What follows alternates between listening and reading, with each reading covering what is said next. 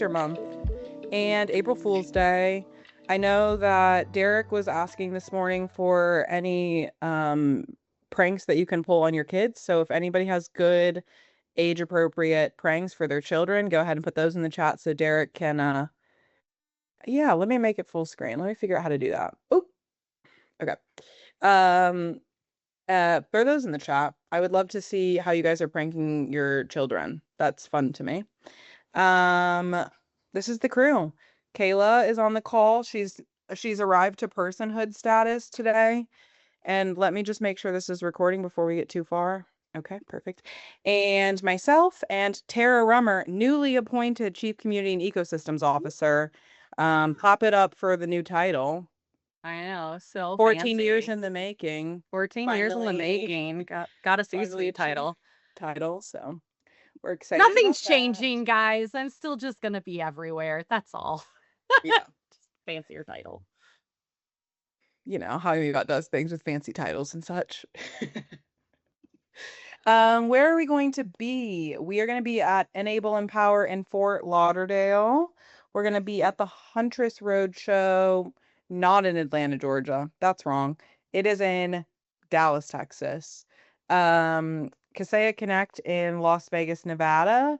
And then we have our May 6th community call. Tara, are you speaking at any of these? Or are they all, it's MSP Show and MSP Geek, right? I'm speaking at MSP Show on the keynote stage in May. That's over in London. And then I am speaking in a breakout session at MSP Geek with the lovely Jason Slegel from CNWR. Our talk is called From Oh Shit to I've Got This, being dropped into leadership with no roadmap. So I'm really excited about that talk, actually. But those are in May. But I will say this, we have a special guest popping into Enable Empower. Mr. Darren Catan is going to be there on Monday with us as we are working on our Halo integration even more. So he gets to go meet some of the team there. And then he's going to be at Kaseya Connect with me too. I'm dragging him along to Vegas. I think he's pretty willingly going. But yeah, so if you guys are there, Dee will be with me. He's excited, I think. He's excited. Hey, Darren, are you excited? I am. I am here. And I'm excited to go. I'm able to leave the house for 24 hours. He got permission to leave for 24 hours. We'll see how long that permission lasts. I'm going to pass it over to Mark, our service delivery manager, to talk about what happened in support in the month of March. Yeah, guys. So we closed 474 tickets. Average time to close is we're sitting at about 5.6 days. And I'm going to round up to 10 hours for the first response. Internally, we really aim for about an 8-hour first response time. And we've been slowly getting to that goal over the past 6 months or so. We do have a couple of new updates. So in February, we moved to a new schedule to support some of our out-of-country partners. So if you're in Australia, New Zealand, and really where where our nighttime is your daytime and all that good stuff. You guys can, and if you need a one-on-one session with us, you guys can request that, and we have better availability with have a couple of our analysts to facilitate that. So yeah, if you need something like that, just feel free to request it, and we can make accommodations where necessary. We shipped a Sentinel-1 integration. So if you go into your integrations, we've got a new dynamic integration for Sentinel-1. And all of that is documented on our doc site. And if you obviously if you go into the integration and deploy it, you can see that documentation off to the right. And then we do have a new change coming up. That I messed up the name there. It should be set computer name and join domain. But we found a bug, or specifically Dimitri found a bug that's causing some issues. So if that parameter for join domain should be domain joined is set to false, and that computer is currently joined to a domain, it does not remove it like it's intended to. So on April 13th, we'll be pushing a change to fix that. We sent that email out because that's one of our most used tasks in ImmyBot. So we didn't want that change just to sneak up on you guys. So double check your deployments, please. If you guys have any internal policies that need to be changed or anything like that, please make sure that they're changed. And yeah, that's basically it. Nothing super crazy for this month. Sweet. Oh, I'm sorry. One more thing. There was a bug yesterday that was found yesterday with the software analyzer showing that it was out of disk space. That's been resolved. So if you have a ticket open about that, you should be receiving an update here pretty soon. Um, and yeah, now I'm done. We're good. Sweet.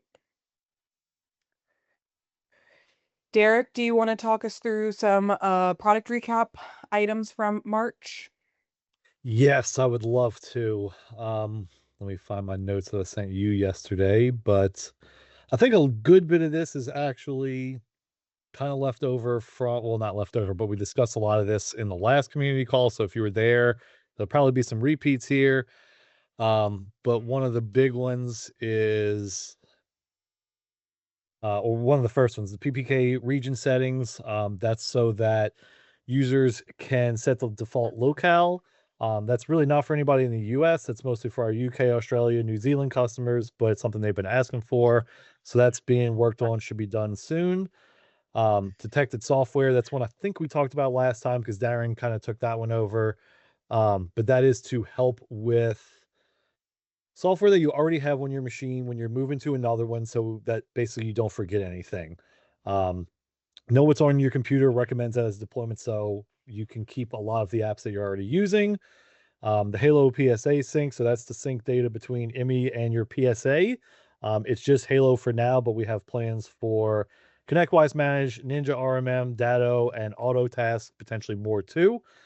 Billing page updates, those are almost done. I think the team's wrapping those up this week, but just going to make it easier to see your managed computers, update your billing info, change how many endpoints you have, and just a total new UI where if y'all have had to fight with the previous widget, it wasn't very intuitive, it wasn't very pretty. I think you had to click one thing that took you to another place, that took you to another place.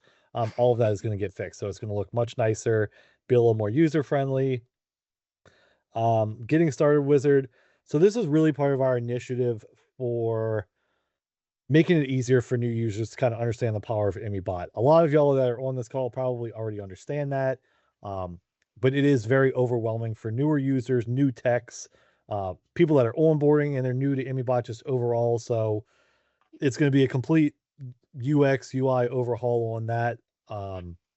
It'll walk you through several of the first and most important steps for using ImmyBot, and then we're going to be building out as kind of a second phase next steps, which is kind of a choose your own adventure. What do you want to do next? What do you want to learn next?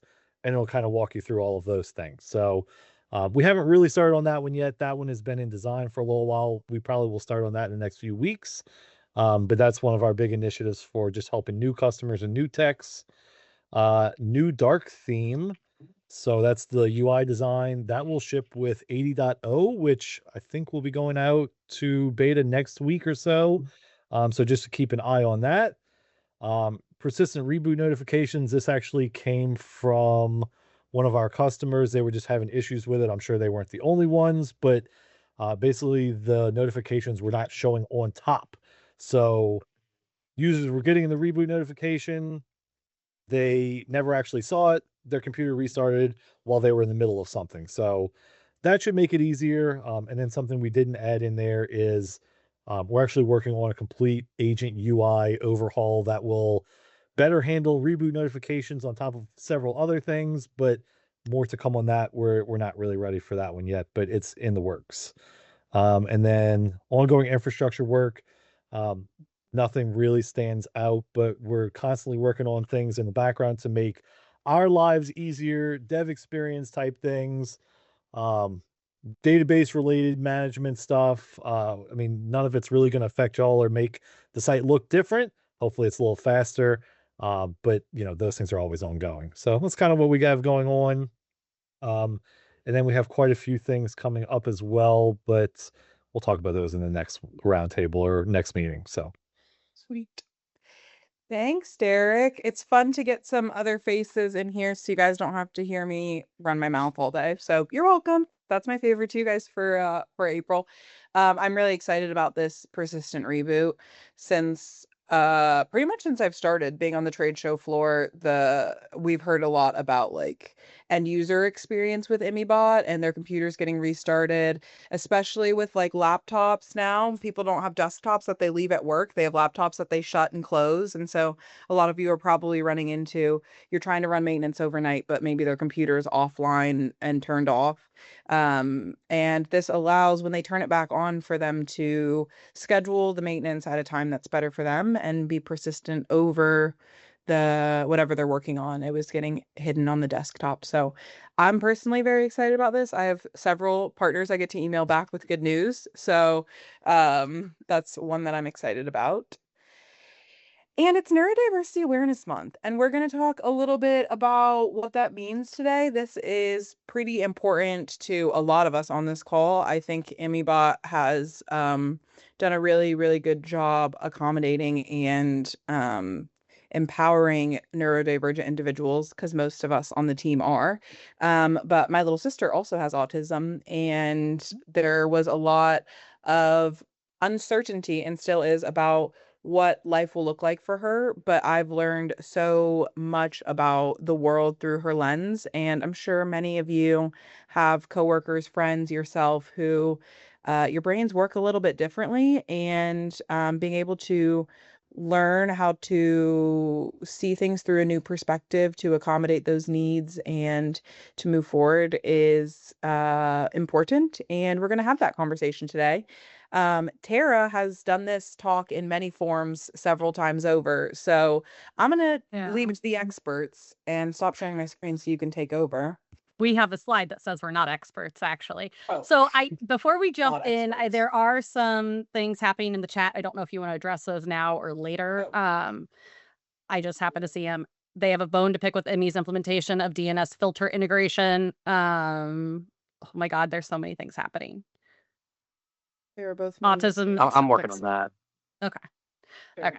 So, all right. Well, then I will start my stuff. I guess I need to now share my screen, and I have to include sound. And I'm sorry, you guys, this is interactive, so please don't hate me. And that's totally fine. So different brains, better systems. So let's see. Can you guys see my screen? Are we good? Yes. Okay. So hi, friends. I'm gonna put this down so I don't look at myself. So I'm Tara. For those of you that don't know me, I don't know how many people here are new or not new, but I am, as of this week, the Chief Community and Ecosystems Officer for ImmyBot. So big fancy title for I get to go interact with the community and do all the fun stuff and talk at conferences and kind of be the face, or some might say the show pony, whatever. But I also ran the MSP while the boys built the product, right? So that's a little about me. But why am I talking about Neurodiversity Month? Hi, I am neurodiverse. Fun facts. I have ADHD and bipolar disorder. So the artist formerly known as manic depressive disorder. And I'm a giant freaking ball of anxiety. So surprise. And the reason why I think this is so important to talk about and to kind of bring to the forefront, I think somebody just said it in the chat. Acceptance is better than awareness. We need to be looking for acceptance here, right? I do have obligatory disclaimer. We are not, oh, I just realized you guys are over here. We are not psychologists or psychiatrists, medical professionals of any kind. What we are people with lived experiences. And I think it's important for people who have gone pretty far in their careers to talk about some struggles that they have, because as much as we like to say things like ADHD or dyslexia or name a neurodiversity, I can show you 300 of them actually in a minute. It's a disability, but we like to say these are superpowers, and both can be right at the same time, right? It's not one or the other. So I want to start though with, oh, my thing's not working. This is anonymous. It's going to pop up on your screen. It says my content sharing has ended. Has it? Or is it still sharing? It's still sharing. Okay. So I need you to pop up that, Let's go when you have it. Okay. It didn't pop on my screen this time. Which is probably Maybe because you're sharing. maybe because I'm sharing. Push I got the it. results out though. Okay. I got it. Oh, Yeah. So this isn't to pressure you guys into answering. I just want to understand kind of where the room sits, because it might help me direct kind of what I'm going to So talk far, the about. room is sitting at 68% yes with 25 That is responses. not really shocking, in all honesty. Um, so let's jump into this. If you guys are still answering, thank you, and I can keep track of that. So what I want to talk about is that when we talk about neurodiversity, we're not necessarily talking about just a list of illnesses, but if you want to, here's the list.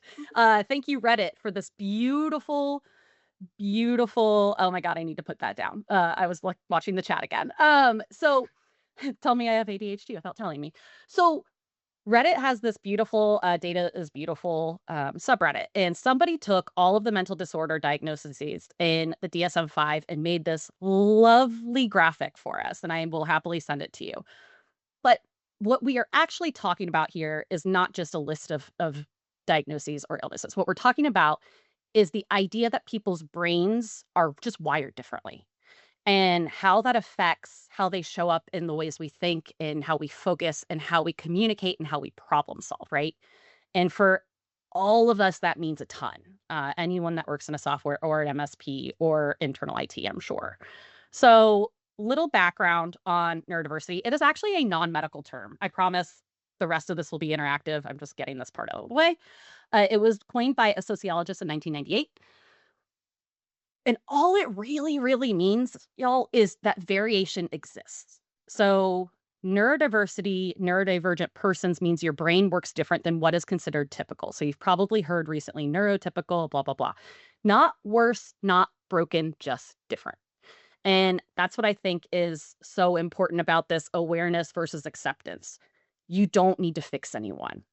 What we need to fix are the processes and the systems that these people work in the environments to make sure that you're getting those superpowers, right? And you're leaning into what people are good at. So, a little story about me. Anna, you're going to have to keep me on time because I am long winded. Uh, so, I wasn't diagnosed with ADHD until I was 30. Um, so that's a whole different thing, right? Because when I was growing up, it was the thing that showed up in boys or it showed up in people that weren't me. Little did I know I was masking like crazy. I worked my ass off to be top of my class. I found out later in life that when I was in college and I upended my life and said, you know what, I'm going to change my major. I was double majoring in marketing and accounting with a minor in international business. And halfway through or right at the beginning of my junior year of college, I said, no, screw all that, toss it to the side, and decided to get an art history degree. Um, One thing I found out when I was diagnosed with ADHD is the fact that you can be really impulsive, sometimes with giant decisions in your life. I always thought of ADHD as just being really inattentive, but I could probably give a whole talk on just that alone. But it shows up differently in different people, right? So I'm going to be directing some things at Darren, and some things that you guys might not know about Darren is he also has ADD. D, are you still in here? Yeah, he is. Yeah, I don't think that was I don't think it's a surprise to anyone. No, it probably isn't. But me can me you me having tell? ADHD. Yeah. So, well, what's interesting is you might not know this is me, Darren, and his business partner Brett all have it, and all three of us. I don't know how much stuff Darren's looked into on this. We all show in vastly different ways. And so something I've had to learn with Darren is Darren loves. Sorry, I don't want to speak for you. He loves an immediate answer. He's going to give you something and say, like, you want that thing solved. And his favorite thing to do is to give the wrong answer so somebody else gives the right one, which I fucking hate. Uh, but, Works that though. is what it is. It does work. But whereas for me, I have to overthink everything or I have to think through every single outcome, right? So that's how the two of us kind of show up differently. And I don't like ambiguity. And I think, D, you probably live in like the world of ambiguity. Do you Mhm. want to talk about maybe how your brain works? Because I think, honestly, I think ADD or ADHD has really helped you be able to build ImmyBot because you could see something yeah. none of us could see when you started this. Sure. Well, yeah, it's just like I get very laser focused on something, and like I'm like rabbit hole king. I mean, a lot of us on the team are. Mhm. Um, the thing that I think separates me and you is the anxiety component. I don't really get anxious about stuff.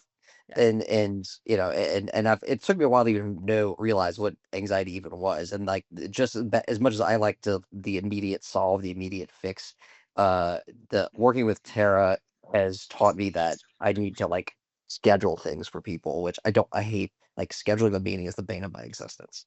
Like, let's just talk about it now, right? But some people aren't good at thinking on their feet and or just dislike doing it. And so it's a real challenge sometimes between me and Tara. 'Cause I'm like, let's prove it now. And she's like, no, I need 3 days to plan this call. I'm like, oh my God. So It's not even about planning.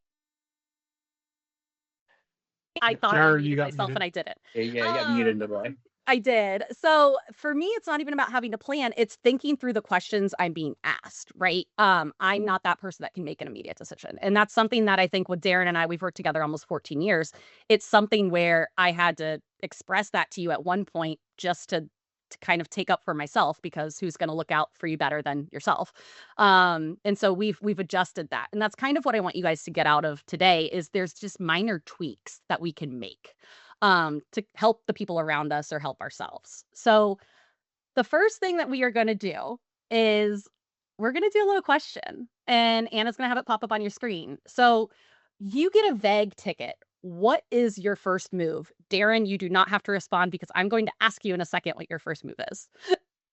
Oh, okay. Once again, these are all anonymous, so please feel free to dig for more info. I like it.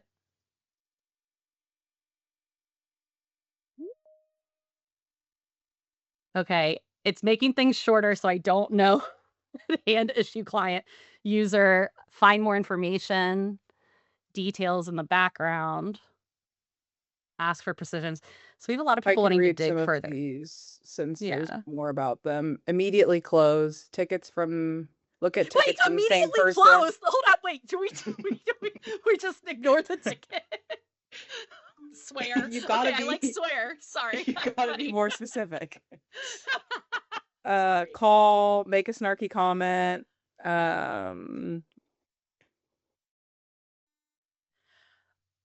Yeah, a lot of it is like dig, avoid, cuss. Okay. So what Darren, what would you do first? When I get a ticket, Mm-hmm. well, Or when I you always would get a ticket. Oh yeah, I mean, first things I want to know is like, is it just happening to this person or is it happening to other people? Yep. Right. You need to scope it. Like, hey, how big of a deal is this? And then it's like, how long has this been happening? Right. Yep. When is the last time it worked? Is what I like to know. If that stuff is not self-evident in the ticket, and then from there, I like doing some digging ahead of time just to see, all right, are there errors in any sort of log that I could do, any sort of like, evidence of this, that doesn't involve me having to call a user and interrupt them. Can I gather some info? And then, but I don't like to spend a whole lot of time with that because that could be a rabbit hole. So like sometimes I'll just say, okay, stop. Mhm. Let me just call a person and Yep. see what's going on. But yeah. So none of these answers are wrong, right? Every answer you said, swear is probably my favorite. But they're all different, right? There's definitely some overlap. Some people need clarity before they start, before they're comfortable. I'm one of those people. I hate ambiguity. I hate questioning if I'm going the right direction. Some people are more of the fuck around and find out, for lack of a better term. I'll figure it out. But what this is it's not just random, right? This is how your brain is actually processing the information. So when you have speed plus depth plus clarity, that's how you're taking in this information. And then from there, you're having to manage it, right? So those are executive functioning tasks. So start, prioritize, contact switch, finish, etc. This is inherent into your brain. Like you probably can't change this easily within yourself. It's very difficult to do. But none of you are wrong. Let's just put it that way. So the next thing we're going to talk about is one of the biggest shifts in mindset I had, because when I started working with D, I relate a lot back to Darren and Brett since I've worked with the two of them for so long, is that when I wasn't thinking like Darren was, or I wasn't thinking as fast or moving as fast as Dee, who's our Energizer bunny, I thought that was something wrong in me. But that's not. My traits are just different than Darren. And maybe I was in the wrong environment. So when I was running the MSP, I mean, for complete transparency, I have a therapist. I love my therapist, but she asked me at the end of every day, she's like, well, not every day, but she asked me a few times, are you exhausted when you're done working today? And I was like, yeah, why? She's like, because you mask all damn day. She's like, and you're doing things that aren't fitting with where your brain wants to be and where you function the best, right? And I think Darren even told me recently, he's like, as good as you were at running the MSP, I think you're better at the role you have now because I'm getting to lean into that creativity, because I'm getting to I have what I call brain zaps. And there are days when it's like I can't focus. I just need to be creative. And I need to push everything to the side and let my brain have my zaps and get out all this creativity. I've sent other companies logos and ideas for their booths at events, and they're like, where the shit is this coming from? And I'm like, oh, brain zaps, just enjoy it. Here's some really good ideas that we're not going to use that don't make sense for us. But it's finding that environment where your traits line up and helping your people kind of understand that this can be a superpower and less of a hindrance, right? I keep clicking admit. I'm so sorry. This is I can't. So instead of thinking of these things as a weakness, it's more like this works really well under the right conditions, right? So I have another poll question for you guys. Once again, it's anonymous. What is something you struggle with at work?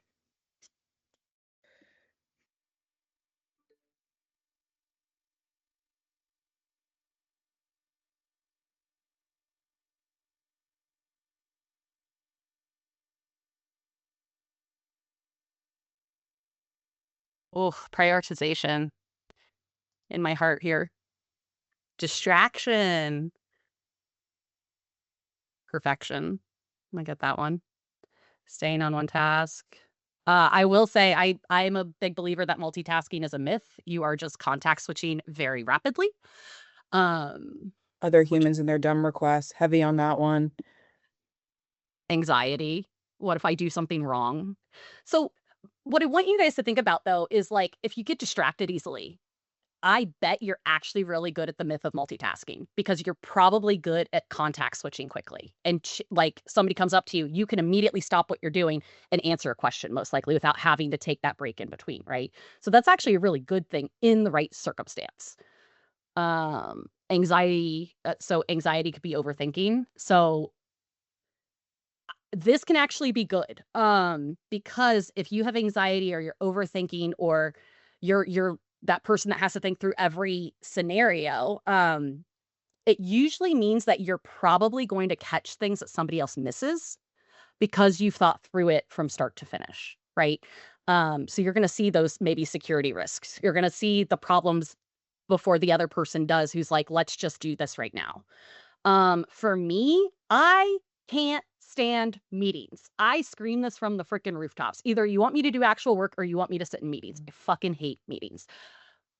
But how could that be a positive? Well, I desperately, just for how my brain functions, I need time to focus and actually get things done.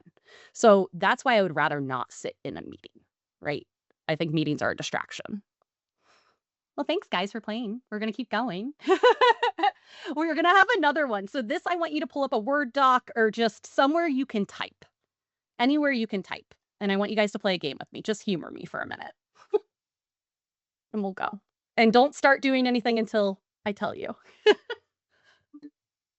Okay. So we're going to do a little simulation.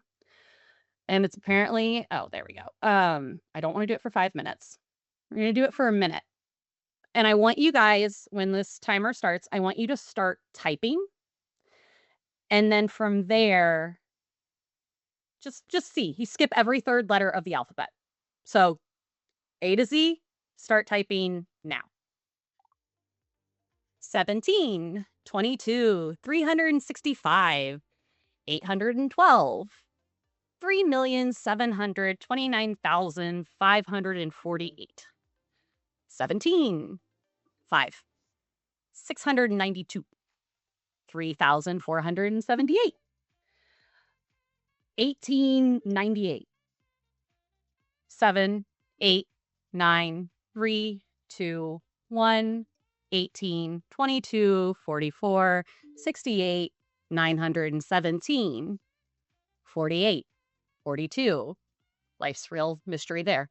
786, 13, 13, 13, 13, 3,218, 1,700,654.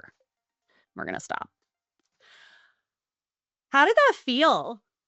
Horrible. Thanks for asking. Maybe frustrating. I guess we could have done a word cloud on this. Frustrating, stressful, hard to focus. I would have said, oof, that sucked if I had to be doing that, honestly, because what we just experienced is cognitive load, right? So you are trying to focus on something. I mean, typing the alphabet while skipping every third letter is difficult anyway. Like, I don't know how many of you, I probably would have to go back and go A, B, C, D, like just go repeatedly, right? But then you tack onto that the music, the numbers, the having to skip the third letter. When there's too much happening at once, you can think of your brain as like bandwidth, right? You're going to be overloaded, right? So every task, every interruption, every unclear instruction, all of that is going to use some bandwidth in some capacity. And you can think about this as well with people. Like, have you ever had a really shitty day and like a hard coworker to work with, and it just kind of throws you off for the whole day? Because that does happen, right? So that can also take up this cognitive bandwidth, this load. And when you run out, I mean, Darren's seen this in me. Darren has sent me home before because of my burnout, and I thought I was being fired. And he's like, no, you need a freaking break. Clearly you're running on empty. It just gets harder to do absolutely everything else, right? So what you guys just kind of experienced, and it sounds like we've got quite a few neurodiverse people in this room, is only 60 seconds of like what an entire day can feel like for one of your coworkers, right? So I think what I want to get out of this task is really to show we need to be leading with empathy.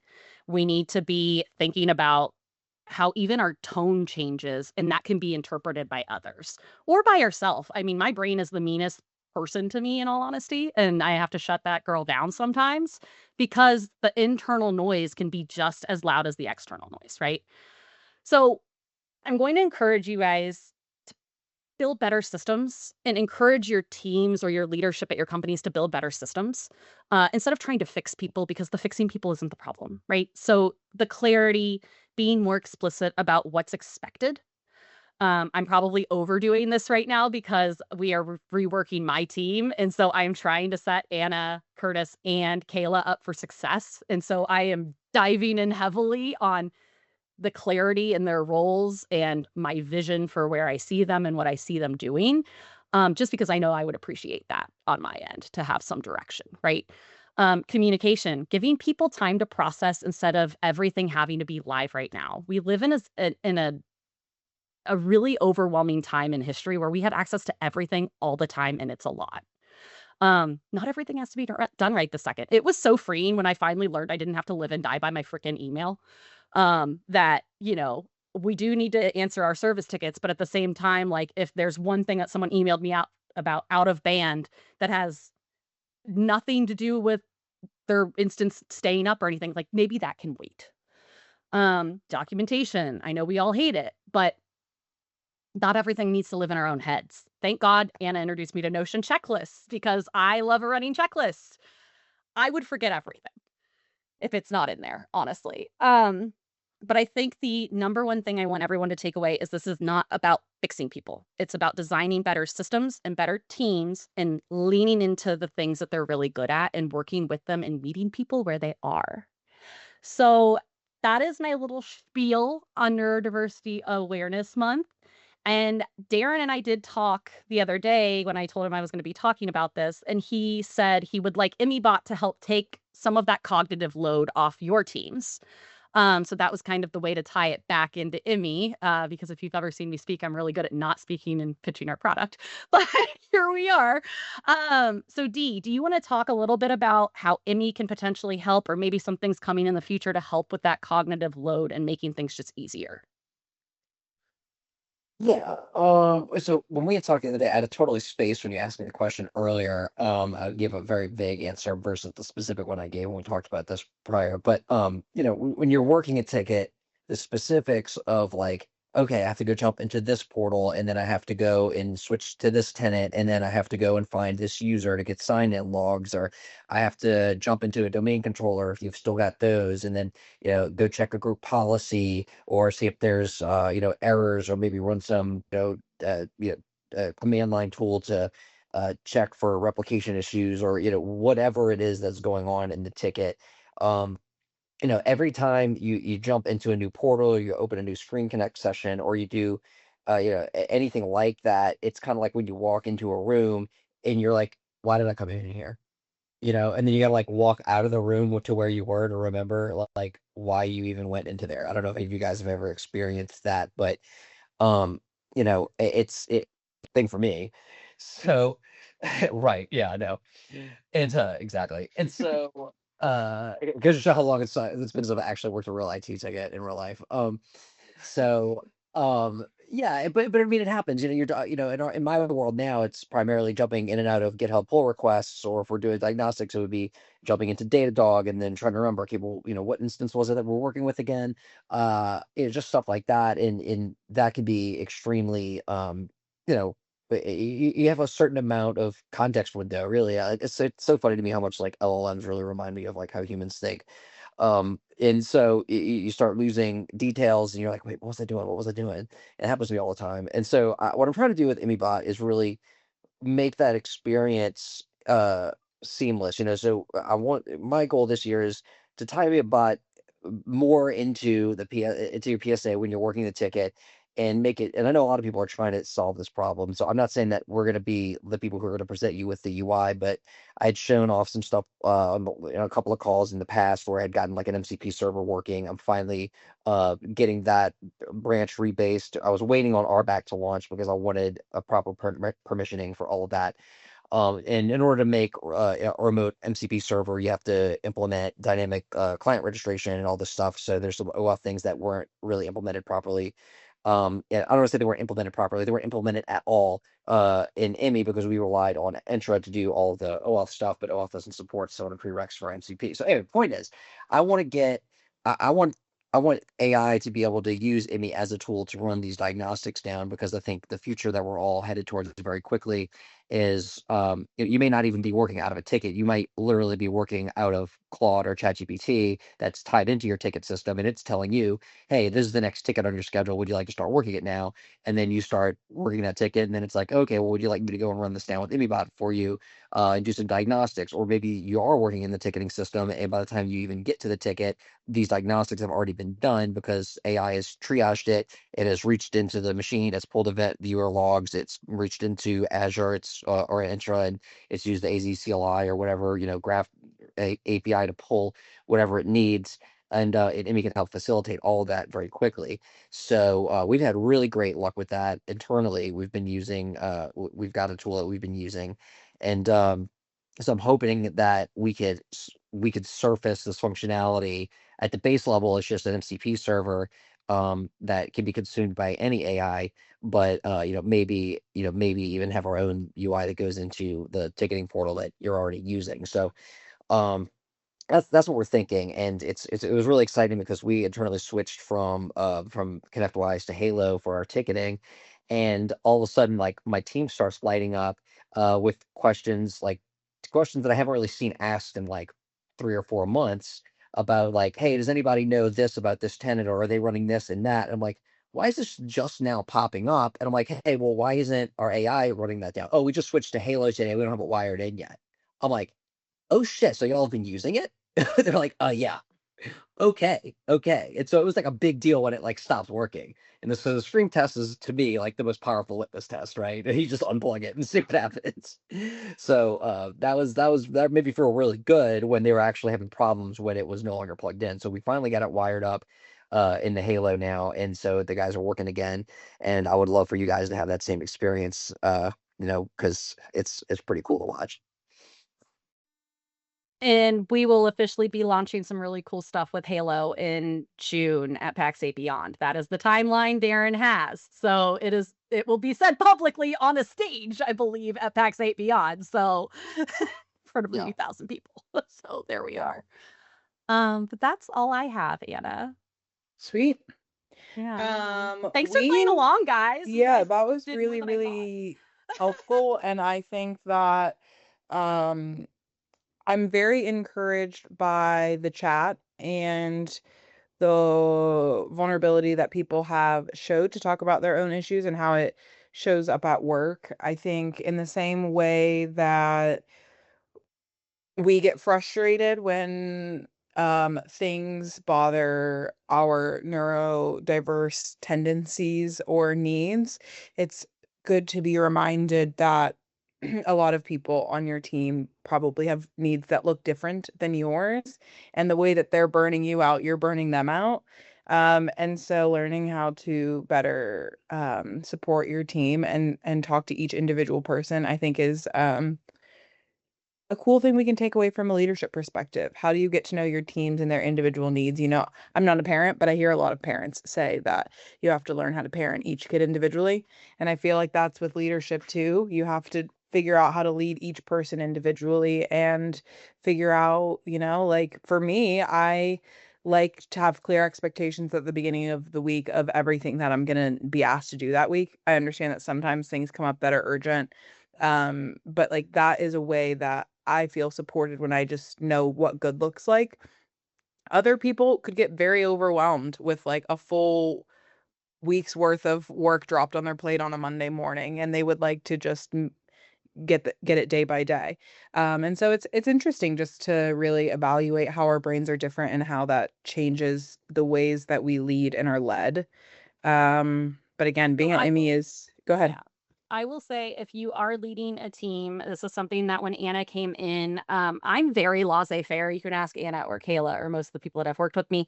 I like to set an expectation, then I just like to let people do what they need to and leave them alone, because that's how I like to be led. Now, when Anna came on, I did ask her, I said, this is how I prefer to be led. Is this going to work for you? Because I can't expect her to be me. And that is one thing I think as leaders and managers, sometimes we're really bad at is well, why aren't they doing that? They should already know this. Why aren't they me? They're never going to be you. So it's always about asking the question and then meeting the person where they are, neurotypical or neurodivergent, either way. Yeah. I think it's really hard when you hire the person you need on the team too, because I think about like our roles. Like you hired me to fill in where you were aware that your weaknesses were. And so there's already going to be rub in that dynamic because we're different personalities working towards the same goal and we need each other to get there. But yeah, just the appreciation for what everybody on the team brings I think goes a long way. Tell your team that you love them today if you haven't. That's my take home. That's your exit ticket for the day. I will just share. Thank them. Yeah. Yeah. Not an April Fool's joke. Just thank them. You could say April Fool's Day. That would be funny. Kidding. Here's your helpful resources, and I'm very excited about this. I wish our call was on May 4th, so it's like kind of not that cool, but it's a very, very cute ImmyBot, so it's cool. Is Tilly in here? Because I still want a dark side one. Like we got the light side here. I don't think Tilly's in here. I need a We'll get Kylo a dark Ren. side one. But good news for you guys. You get 12 minutes back to your day, or you can stay on and ask some questions. We'll be here. But we really, really appreciate all of you being vulnerable, showing up, giving us some time, and take this as I just learned something today, not awareness, acceptance. So take that home with you and share it with your teams. Thanks, y'all.